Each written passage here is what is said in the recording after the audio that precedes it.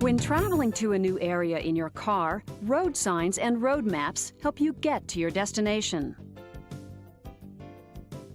In the same manner, aeronautical charts guide you in the air when you leave your local area.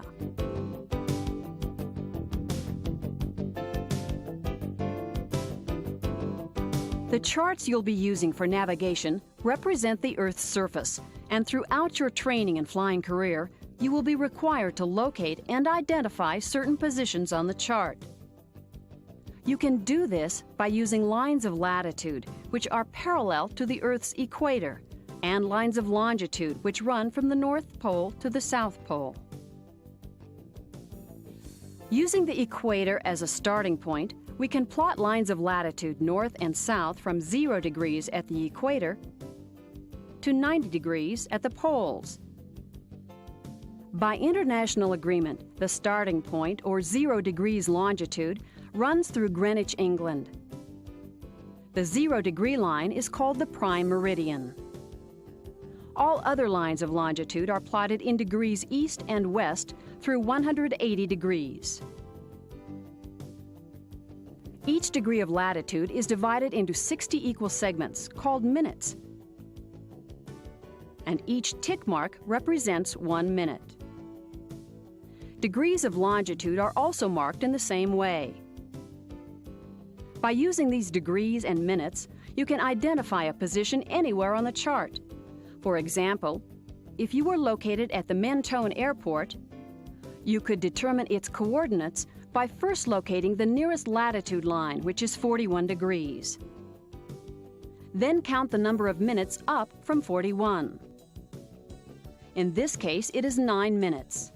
Since latitude increases as you go north in the northern hemisphere, you must add the 9 minutes to 41 degrees.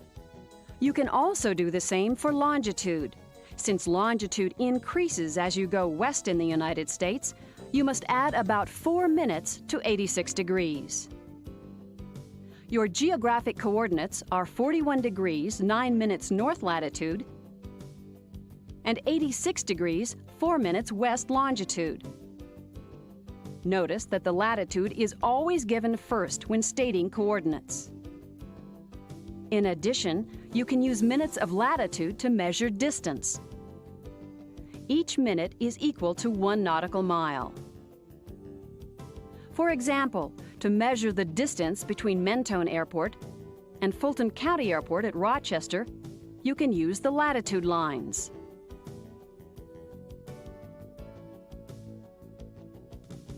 The distance is 8 nautical miles. You can verify this by using the nautical mile scale on the chart. Make sure you don't measure distances using minutes of longitude, because those distances will vary depending upon their position with respect to the poles. There are many problems associated with trying to portray a spherical object, such as the Earth, in chart form. When we try to flatten any spherical object, distortions occur. Over the years, several charting techniques called projections have been developed to minimize these distortions and inaccuracies. One method is the Lambert conformal conic projection, which makes a sectional cut through the globe. This projection is used for the 3 charts you will use most during your VFR flying. These include the World Aeronautical Chart, the Sectional Chart, and the VFR Terminal Area Chart. Since the scale on a World Aeronautical Chart, or WAC chart, is 1 to 1 million, it covers the most area. A 1 to 1 million scale means that each inch on the chart represents 1 million inches, or approximately 14 nautical miles on the actual surface. The sectional chart is the most widely used chart. It gives you more detail than the WAC chart, since its scale is 1 to 500,000. Therefore, 1 inch on the chart represents about 7 nautical miles. A VFR terminal area chart provides the most detail. Its scale is 1 to 250,000 and covers a selected terminal area. It provides you with a detailed portrayal of the area surrounding a major airport. Since all three of these VFR charts provide basically the same information, you can become familiar with them by studying just one. In this case, we'll use a sectional chart. The front panel of each sectional has a chart index, and the shaded block depicts the area that is covered by the chart. Sectionals are named for the major city that lies within the coverage area. For example, this is the Albuquerque sectional. Sectional charts show the locations where terminal area charts can be found by outlining the region with a magenta square. Below the U.S. chart index, you can find information on chart elevation. The color bar gives you a graphic description of elevation changes. The highest terrain elevation on the sectional is printed at the top of the color bar, as well as to the left. Its geographic coordinates are also given.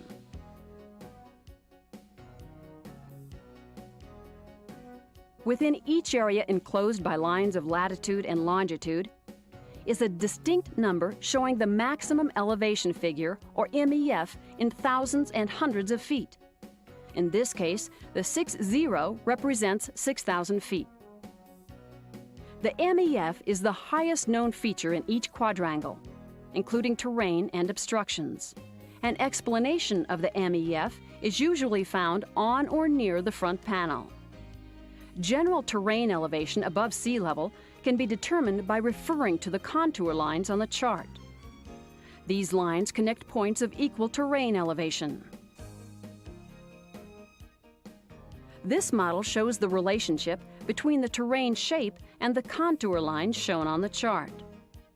From a side view, you can see that the lines parallel the base at regular intervals. From a higher angle, notice that the lines follow the irregularities of the slopes, valleys, and cuts of the mountains. A top view of the lines is representative of what you will see on the chart. Intervals between contour lines for a particular chart are shown on the front panel. Now let's look at how to interpret the information on the chart.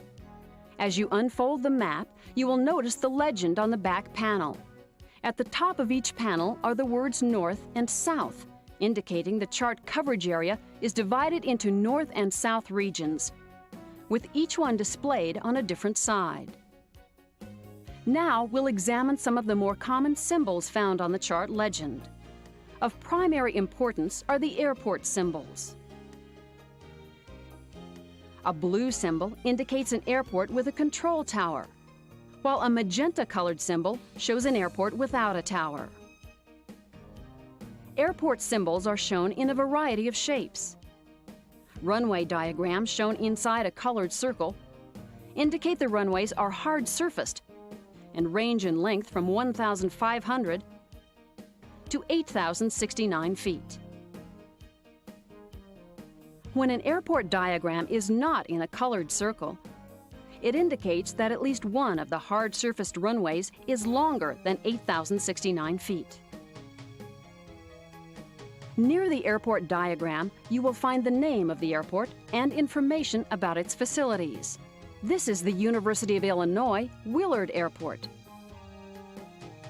The abbreviation after the airport name is its three-letter identifier.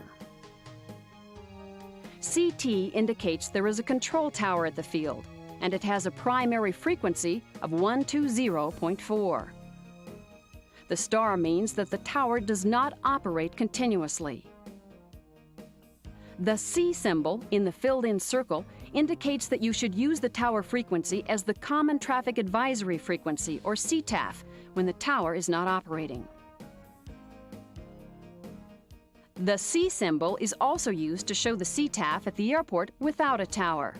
In this example, the CTAF is the Unicom frequency. The RP27 symbol is used to specify a right-hand traffic pattern for runway 27. ATIS, or ATIS, stands for Automatic Terminal Information Service, which is broadcast on a VHF frequency of 124.85.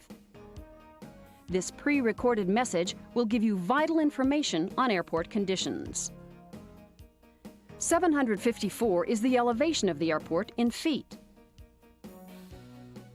The L indicates runway lighting, and the star tells you that lighting limitations exist. In this case, you should refer to the Airport Facility Directory for more information. The next number, 81, is the length of the longest runway in hundreds of feet. Here, the longest runway is 8,100 feet. However, the usable length may be less. 122.95 is the Unicom frequency. At airports where a flight service station is located on the field, the letters FSS are included above the airport name. Another vital block of information you will be interested in is the navigational aid. The Nav Aid box contains the name of the facility, frequencies, and the Morse code identifier. The flight service station providing voice communication is sometimes identified below the box. In this case, it's the Roswell FSS. Notice that the VHF radio frequencies are colored blue, while low and medium frequency nav aids are shown in magenta. An underline means that there is no voice communication available on this frequency. A circled H, T, or A in the upper right-hand corner of the information box indicates that specific weather information is available from this nav aid. The H in this case means HIWAS is available. Additional information found on the chart concerns obstructions. Let's take a look at some of the common symbols. One is for obstacles less than 1,000 feet AGL. And another symbol is for obstacles 1,000 feet AGL and above. Printed next to the symbol is the height of the structure above sea level. In parentheses is its height above the ground. If the structure has high-intensity lighting, the lighting symbol is included. In addition to towers, which can be identified on the chart, roads and highways make good landmarks for navigation. They are indicated by solid gray lines. Divided highways are shown by double lines. Primary and secondary roads are illustrated by single gray lines. The lines for primary roads are slightly thicker than those for secondary roads. Railroad tracks also make excellent visual aids.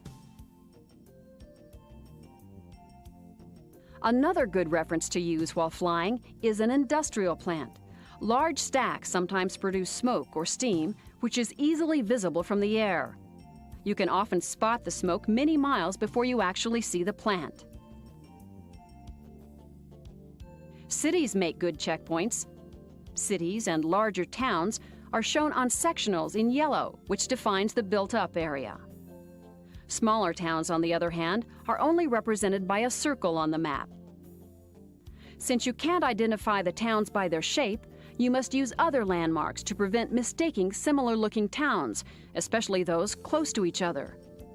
Besides highways and railroad tracks, some of these landmarks are racetracks, outdoor theaters, and bridges. Terrain features can also help you identify your location. Reservoirs and lakes are shown by an outline representing the approximate layout of the body of water.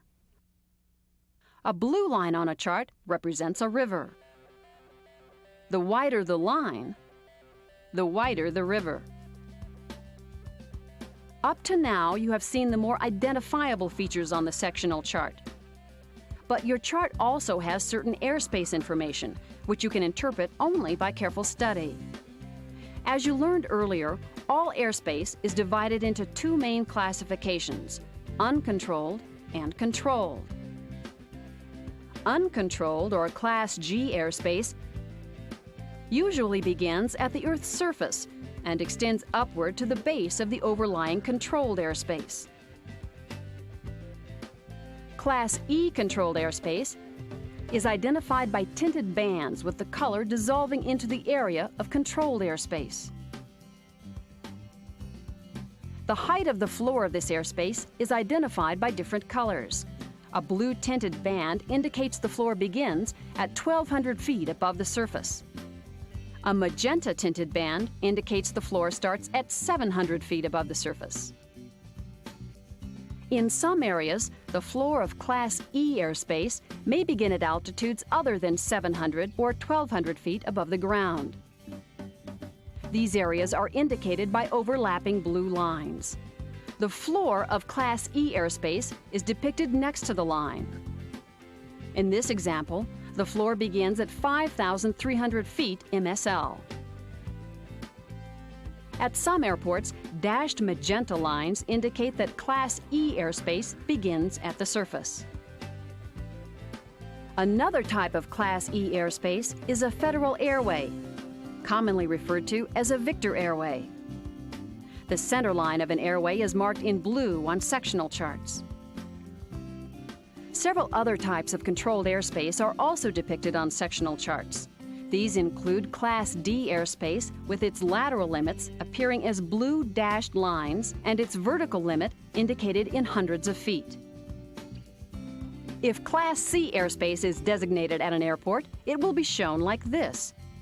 The solid magenta lines indicate the lateral limits of both the inner and outer circles. The extent of the outer area is not depicted on sectional charts. Class C vertical limits are shown in hundreds of feet MSL. The upper limit is printed over the lower limit or floor of the airspace. In this example, Wichita's outer circle has an upper limit of 5,300 feet MSL and a floor of 2,700 feet. The inner circle has the same upper limit, but the floor extends down to the surface. Class B airspace is outlined by solid blue lines, with the upper and lower altitude limits depicted within each sector.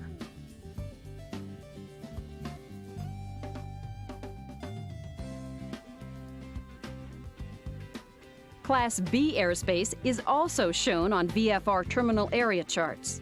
The area covered is indicated on sectional charts by a wide blue line.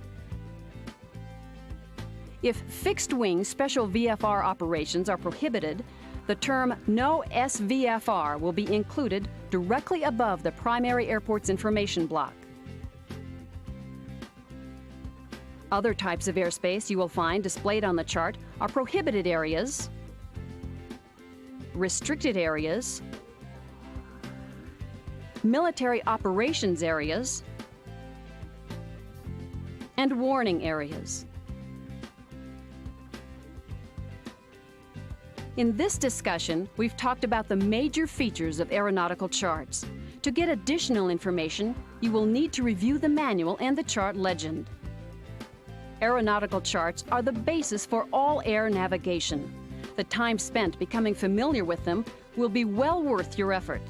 The ability to quickly find chart information reduces your workload in the air, allowing you more time to devote to your flying.